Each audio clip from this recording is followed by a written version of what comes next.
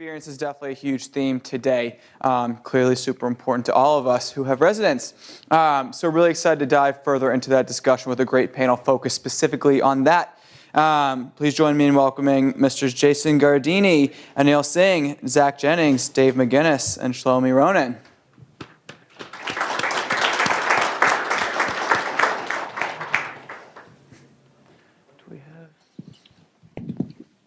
All right. Good morning, everybody. We're going to kick off the panel with everybody making introductions. I think you've heard a lot about different technologies today. We have a mixed panel here of both technology providers and owners of real estate to really discuss how to implement technology both from a user experience but also from an owner management and cost efficiency experience to help streamline operations and particularly the multifamily space. So with that, why don't we start on the end and have everyone introduce themselves. Jason Gardini, Senior Vice President of IT for Saris Regis Group, just like it says in the picture. We do third-party property management for multifamily apartments, commercial, industrial, and we're also a buyer, builder, and seller of that same market. How many units? Right now we're about 100. We're at 26,000 units, 120 properties.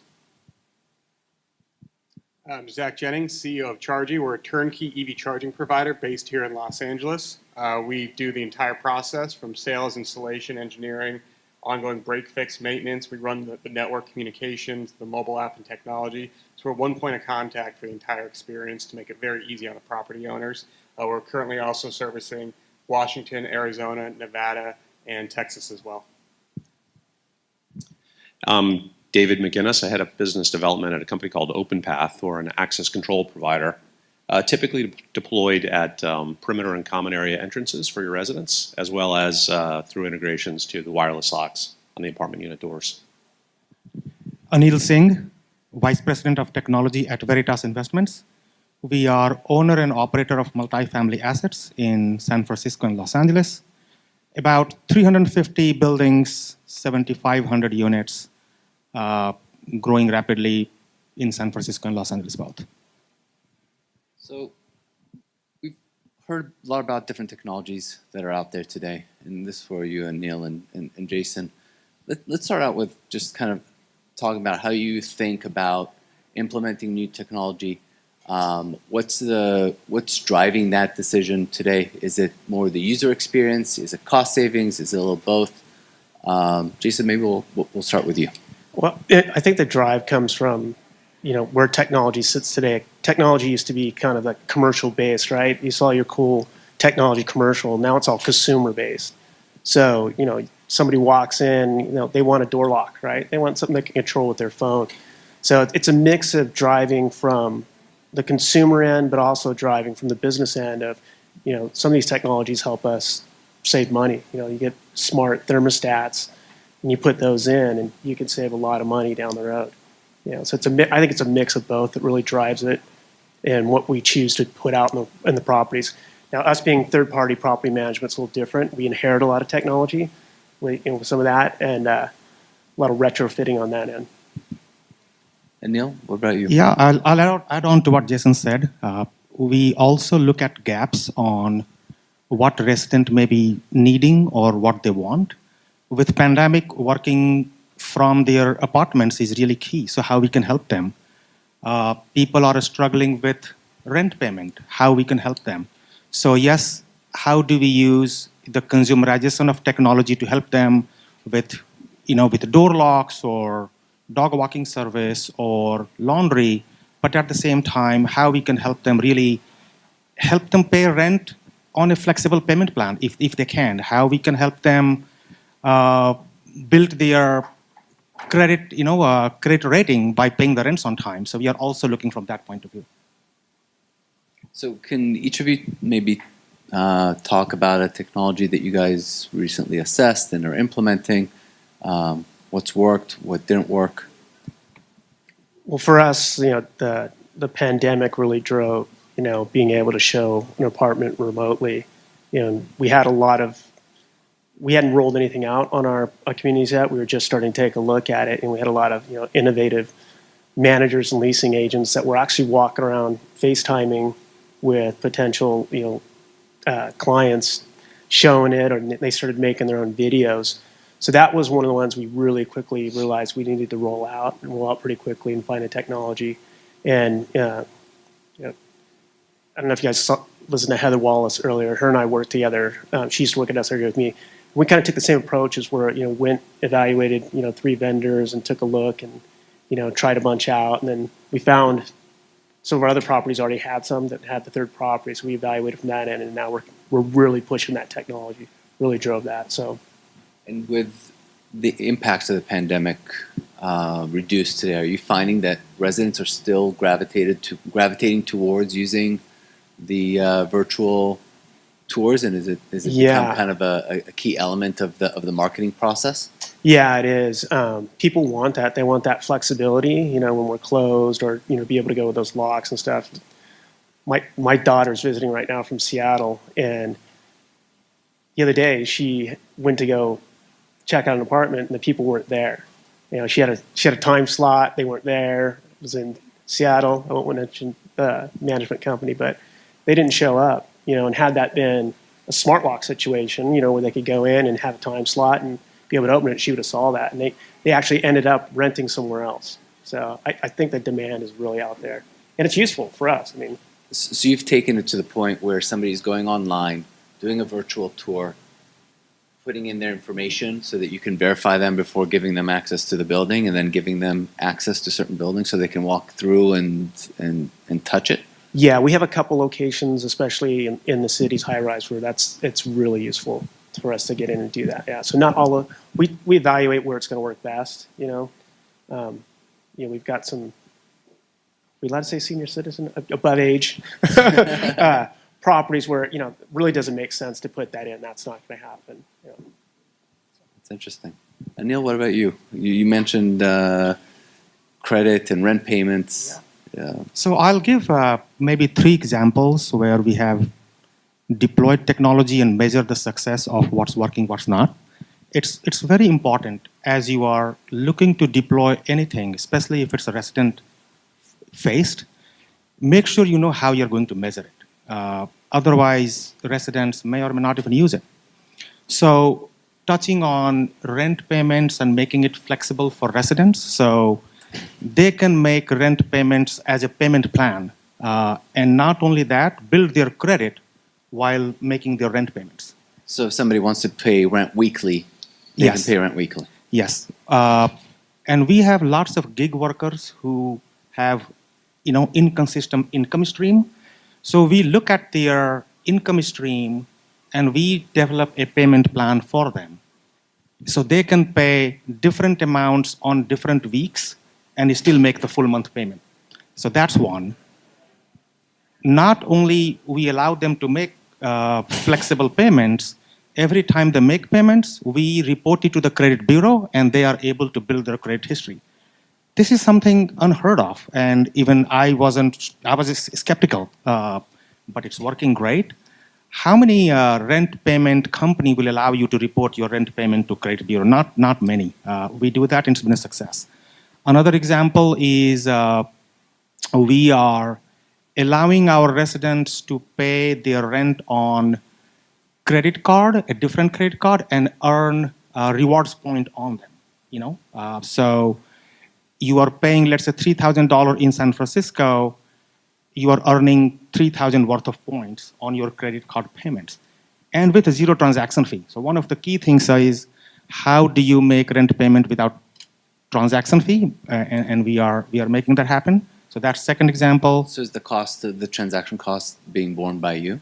No, it's borne by the credit card company. Okay, so they're allowing you as the merchant to charge rent without any transaction fee in order to get the acquisition of the renter. Yes, and during pandemic, when we didn't have this credit card, we allowed residents to charge their rent on the credit card, but we ate that cost. Residents were suffering, so we didn't want to pass any more cost to them. So we ate that cost, but after we implemented this credit card, now it's not borne by us or the residents, it's borne by the credit card company. So, and are they still allowed to use whatever credit card to pay rent, or are you just this is the only card that they're allowed. They can use it as a normal credit card. They can do grocery shopping and make rent payments. But if they have another, like an American Express card or something else, can they still use that? Do you still give them the option? So Yes. If they use any other card, then there is a transaction fee associated so you with it. move the transaction fee Yes. to Yeah. them. Yeah. Okay. So that's the second example on helping residents. Third one, we have residents who do laundry. We are making the laundry a smart laundry. So it's app controlled, and you can lock the laundry, so you don't have to worry about your laundry being stolen or somebody opening your laundry. And that's we are seeing lots of success too. That's amazing. So, talking about the user experience, Zach and David, both of you have technologies that you're implementing to help building owners make their properties more attractive and more current with the current demands and needs of residents. So, Zach, why don't we start with you? I mean, obviously electric cars are proliferating. How are you guys being able to manage and help support the demand for electric charging in these older buildings?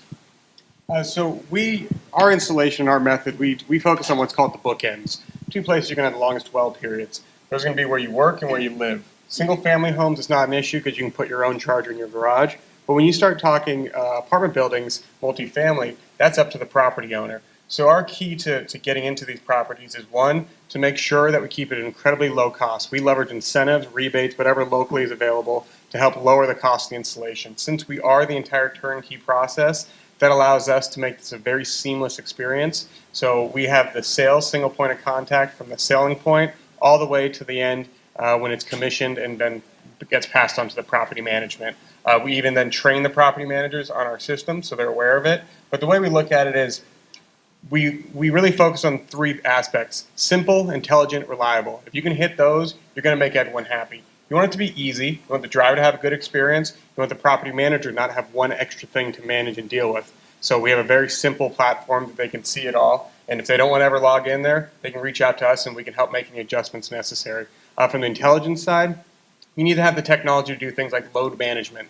If any of your properties have demand bills on top of the electric consumption, those can be very high, and sometimes more than half of the bill is just those demands. So we have the technology that allows us, one, to put more chargers in by load managing them, and then also if you do have a demand issue, we can cap the system at certain time frames to allow and make sure that you don't have too much expense that then runs up those demand charges. And because, like I said earlier, we have long dwell periods, we have more than enough time to allocate the power throughout the evening when people are home to make sure everyone gets a charge. Not everyone needs to get a full charge right at 5 p.m. when they plug in if they're going to be there for 12 hours. And then the last part is just reliability. It just needs to work. If it's not working, it's not acceptable. The EV industry charging industry specifically, it's a pretty bad rap for the reliability of the hardware. So we're really focused on making sure with redundant communication, fail-safes, everything we can on our side to make sure that that driver always gets a charge. It used to be an amenity. It's now becoming a utility. It's something someone needs to get to work the next day. So we're really focused on making sure that that experience is consistent and reliable for the drivers. Can you talk a little bit more or give a little bit more detail about the cost model? What does it cost for the owner? Who pays for your service? How it works? So currently, depending on the utility and the property's location, there are incentives and rebates in place. So for an example, here in Los Angeles, you can get up to 40 chargers installed in your property at zero cost. That is $200,000 that DWP covers of the cost. That covers the entire installation, zero cost to the property owner. And we actually have the capability to install ahead of that rebate and then carry the float until the rebate comes in so that we can get those chargers deployed even quicker. And then on top of that, we have a very low-cost model where we just take a little bit of the consumption revenue. So meaning if it's not being used, you're not having to pay for it. We have a couple different models. Obviously, we want to have flexibility depending on the situation. But we are able to tie the fees that come to us to the consumption so that if we do install 40 chargers, and you don't have the adoption in your garage, but we can get them installed for free now because of rebates, it allows you to get those in and then not have a huge recurring fee until, as the process builds up, you'll just get a little bit of that consumption revenue would go towards us to cover customer service, warranty, break fix, credit card transactions, all those aspects of the system. But it's all controlled by us to make it a single point of contact. And do the owners participate in the revenue above the cost as well? And we are very open with the pricing model, so the property owner decides the price. So they can look at their electric bill and set whatever electric rate they would like. So we leave that in the property owner's hands. So we always recommend, because it's more of an amenity, you want to keep it pretty much break even, make a little bit maybe on it, but you don't want to be price gouging your residents, because EV drivers are pretty smart and aware of what the pricing looks like out there. Just like how a gas driver knows what gas looks like. Pull up to a gas station, it's $12. You're going to say this is crazy and go somewhere else. So same thing with electric vehicles. If you price gouge, it does create resistance and lower utilization. So we always recommend to keep it just a little bit in there for yourself. And most of your installations in older buildings, newer buildings? How are you managing that? We prefer, honestly, to go into retrofits, and the reason being is that we can come in there and just get it done very quick. New construction we do as well, but if anyone here has done new construction, it's a very time-consuming process, from the engineering, construction, permitting, finally getting it C of O'd. So that can be multiple years. So we like to come into properties, know what's available. We maximize what we can put based on the infrastructure in the property. We don't like to pull in new service unless we have to, because that could add up to 6 months to a year and hundreds of thousands of dollars potentially. So what we always target is, what do you have available now? How can we maximize the utilization of that infrastructure and be very efficient with the technology to allow that to help manage the power, so that you're able to have more ports and chargers in that garage without having to upgrade the infrastructure because of the management. Sign me up. I think it was number 3 on the apartments.com search too, right? Electric charging. Correct. And as time has come, finally the inflection point with EV drivers more manufacturers making vehicles available to EV drivers. So now it's become, the top, just like you're saying, Jason, top 3 most searched item on rent.com is to check that box to say, does that building have EV charging available? So it is becoming definitely a necessity as things progress. So David, there's so many different electrical locks and I guess mechanical locks out there. Talk about the pain point that you guys saw and how you're kind of solving it for both residents and building owners. Yeah, so OpenPath being an access control provider, we approach the technology a little differently than most of the access control providers out there, because we're using the power of cloud computing and we focus on a mobile experience. And then so that really ties into that resident experience, right? Resident experience today is mostly mobile, because you can interact with the property, with the community in a different way, right? More intimately. And what we found was there's an expectation, and there's actually through COVID, the pandemic, it drove a need, right? That I can do things and the building will be responsive to me, right? So my ability to not just only unlock doors from or into the parking garage and then into the elevator and then up to my unit or an amenity space, but the ability for me to make reservations, right? So during the pandemic, if you were enforcing in your fitness centers capacity management, right, for social distancing, you could enable that reservation through the app, and that app would turn on your access privileges into that gym, right? It would turn on per your reservation and it would expire. We also discovered that, Jason, your daughter had this experience, the need or the expectation for self-touring, right? So if I'm a resident of the future and I'm going through a process, geez, it would be nice for me to be able to unlock the doors that I need to unlock all the way to that apartment unit, so I can see the one that's available and I'm keenly interested in. So that was a second area. What's behind the scenes is that power of the cloud computing is it gives you as an owner or operator the ability to scale your system, right? So you might start with in a vintage Class B property, it might just be that main entry point to get into the building, but over time you can just add more and more entries to it, right? And because it's cloud, it's just a matter of flipping a switch. The second thing we find with cloud is it just makes you more nimble. You can push updates out in real time, right? So that means that as you're adapting to new expectations or new requirements that the market's presenting, you have a means of doing that. It's not oh geez, this old system that we have running on a Microsoft computer in my office, how the heck am I going to get that to do what I need it to do? Through the cloud, that pushes out as soon as it's available, it's on your system. So those are kind of the key ways and our approach to the market today, and that can extend from new construction or a retrofit. It's extend from those primary entry points at the perimeter, And then more and more we're finding all the way to the apartment unit lock, because you want that and you expect that seamless experience, right? I never have to reach into my pocket to pull out another key or another fob. It's everything I can do is on my phone, or if I want to continue to use a fob, it's on the fob. So are you guys selling the software and the hardware? Yes, great question. So for OpenPath, we're both a hardware and a software platform. Our hardware are the access control readers, those wired access points, and those readers and all the electrified door hardware, the electric strikes or the mag locks, they wire back to an OpenPath panel. Just like access control works today throughout the industry. Our hardware is a little smarter. We've done some innovative things like put cameras into the readers itself.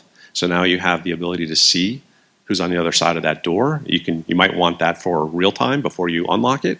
You might want it for after the fact in case you need to do some sort of investigation or analysis. We've also built voice AI into some of our readers. So now that reader will actually engage with you, right? And so it will help you, connect you, especially if you're a visitor or delivery person, connect you with your host automatically. And so are you finding that most of these implementations are in existing buildings or newer buildings? How have you guys been scaling up your implementation? Yeah, it's a fair question. So the short response is we're applicable in both, but what we find is there's so much more inventory that's in operation today that's the biggest opportunity of the market. And we find that as owners or operators are trying to pivot, trying to adapt, they're realizing that technology investments they made, 5, 10, 15, 20 years ago just can't meet what the market needs today, what that new baseline is. So that's been where a lot of our traction has been. But new construction is also important. Yes, it does take a long time to get a building out of the ground and to deliver, but it's you're planting seeds for the future. Yeah, if I may add just one point to what David just said. So whenever we deploy a technology for resident, we measure the adoption of it. I mean, that's the key. And we measured adoption of resident-facing application, one that had access to door control system, where you can open the door through your mobile device. And the other set of buildings had just a resident app, but no mobile access to the doors. The one with no access control enabled mobile app, the adoption started with like 10% adoption, but dropped to like 0 after month 2. One with smart access control stayed at more than 90%. So if you give resident real value where they can really open a door through mobile device, let their guests in through mobile device, adoption stays extremely high. One where you just let them pay your rent or do other things, adoption stays low and it dropped to 0 in many, many buildings. So it's very important that these things are being asked and demanded by residents. Yeah, I would agree with that too. When you especially look at the smart locks, I'm sure everyone knows this, you got to take a look at what the smart locks do, because you can wind up with some technology that really doesn't do what you want and work, and you'll end up replacing it. So definitely ask all the questions, like with charging, what do you do for a resident, or if the power dies, so those sort of things. So definitely check those out. Yeah, and then Neil, to your point on the app engagement, right, long-term adoption and utilization, without question, you're right. Unlocking doors is the single highest use utility, right, that an app can provide, because you're unlocking doors many times every day. I'm paying rent probably once a month. Maybe through your package I can do it weekly. But that's where we find people, they'll explore the app more because they're in it, right, every day, and you can continue to introduce new capabilities, new features that just enhance the value of that resident. Yeah, for maintenance as well, that's really key, is having the smart locks on and being able to, have a maintenance guy get a time window. And a lot of the systems are working with the ERPs to where you can schedule that work order and have it unlock in that time window, and they'll come into the unit. And you'll talk about kind of how you think about the investment, because all this technology requires investment, except for Zego, where you're getting that for free, pretty much. But most of the technology, there's obviously a cost, both a capital outlay, but sometimes also an investment in time and energy to just implement it and get it through the system. With so many new technologies out there, how are you narrowing what you focus on, and what kind of returns metrics are you thinking about in order to make that investment? Yeah. So investments is the key decision we look at all the time. First of all, we try to identify the gaps to figure out what really gives the value. And these days, lots of applications are being built, like you can buy them and integrate it. So we are looking at that as well. And in San Francisco, especially in San Francisco, you cannot pass the cost to resident. So it has to be borne by the landlords. So we look at not in terms of what it's costing us versus what we can pass to residents. We look at in terms of retention and higher leasing velocity. So we use those as metrics to measure. But at the same time, when we are looking at what values we need to provide, we are asking residents, we are doing surveys, we are learning from other owners and operators to really stay in sync with where the market is moving, and we are solving the problems that will really help the resident, right? So as I said, flexible payment, pay on the credit card and earn rewards. When residents move in, another example is moving is a very stressful experience.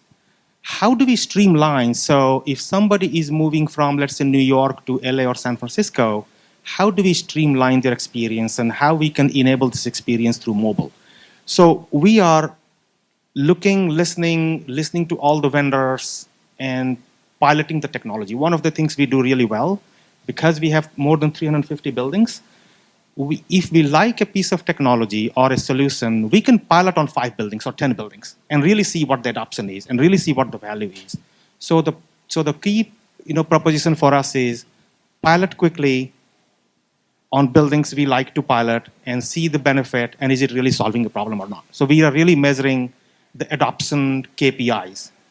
So that's kind of how we do things. Yeah, for us, we do the same as well. But for us, too, it's capital, right? Having that capital expense up front for, hey, we're going to rip out all the locks 100%. So we really look at solutions and partners who, kind of do, as I was saying, look for the rebates, look for the options, and also look for a partner like on the locks and smart things that will say, hey, you don't have to do it in 800 units. We'll work with you, and we'll do it as you use your natural occupancy and retrofit as you move along, and not have to do it all up front, because that really cuts down on the capital costs of doing that.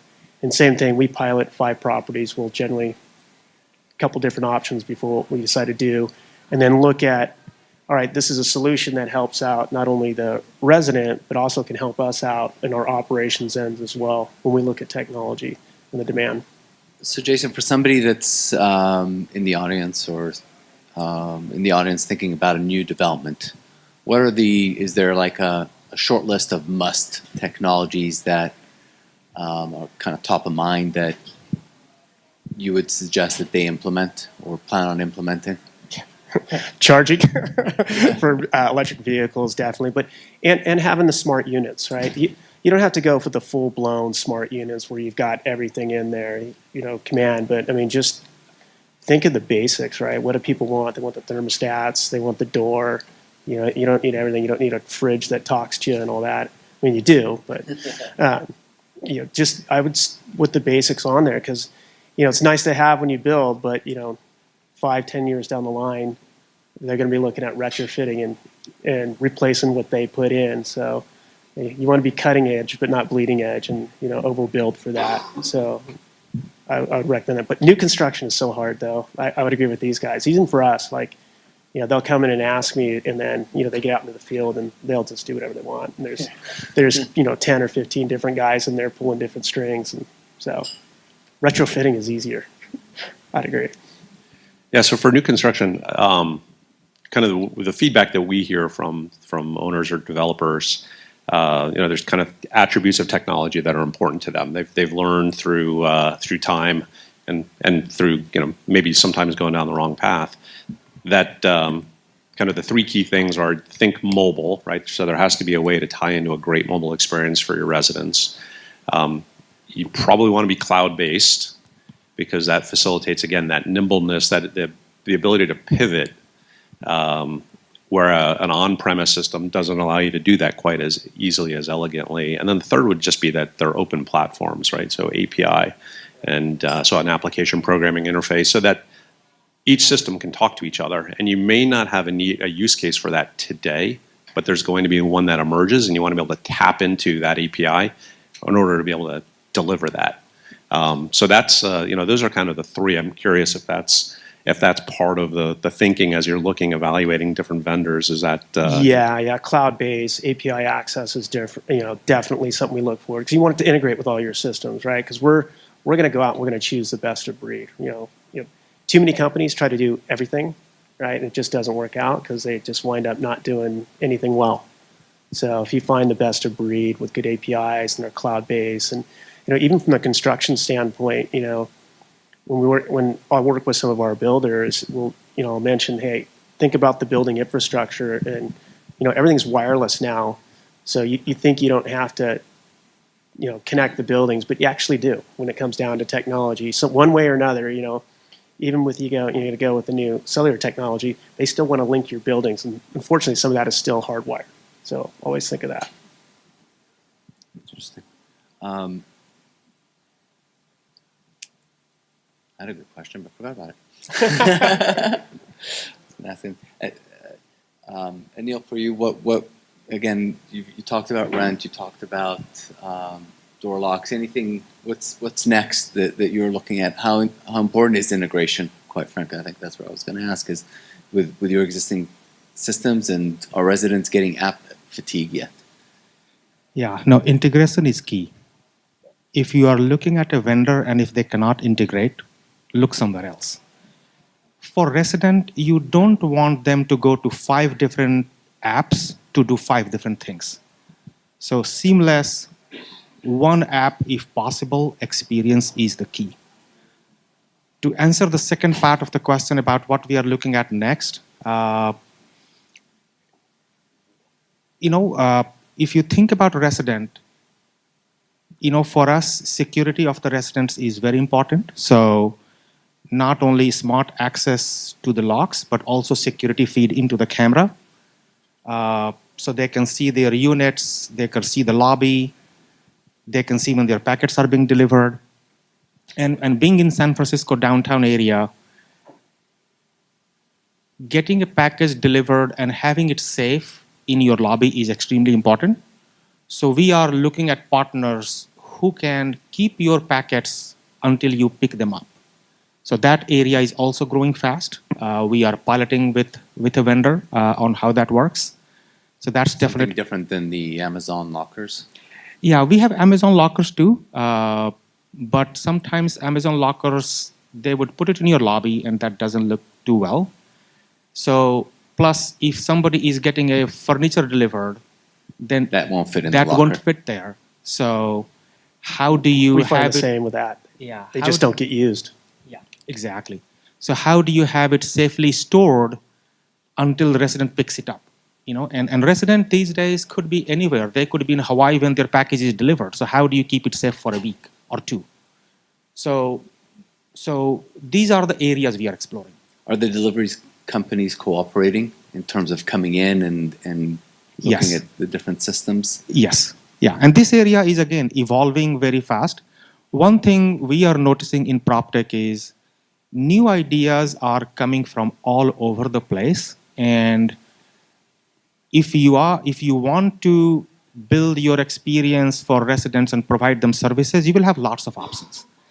So look at what's available, what works for your resident, your building, and pick the right platform. And everything that Jason and David said in terms of integration, open APIs, those are going to be the key.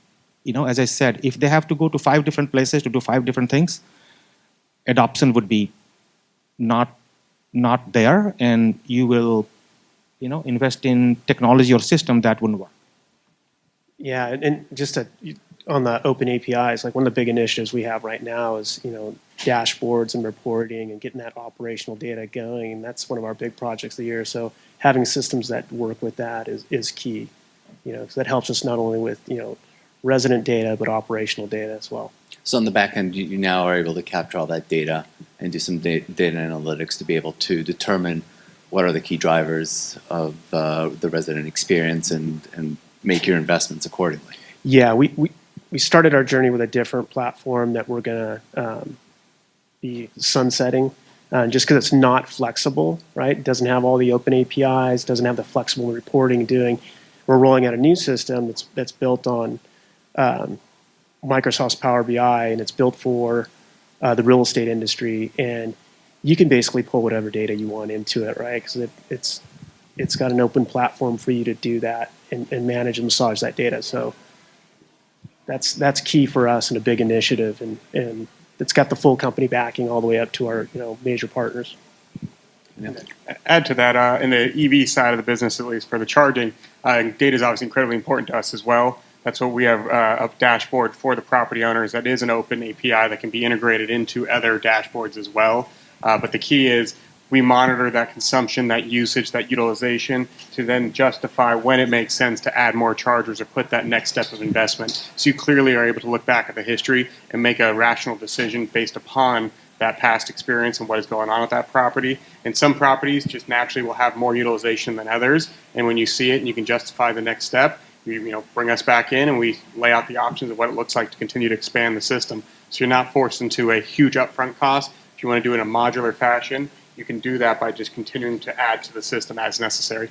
Yeah, for us being in third-party property management too, that's key because we live on the fee, and that cost per door really eats into that. So knowing what that cost per door is with all the different things that we're running is so key into our profitability.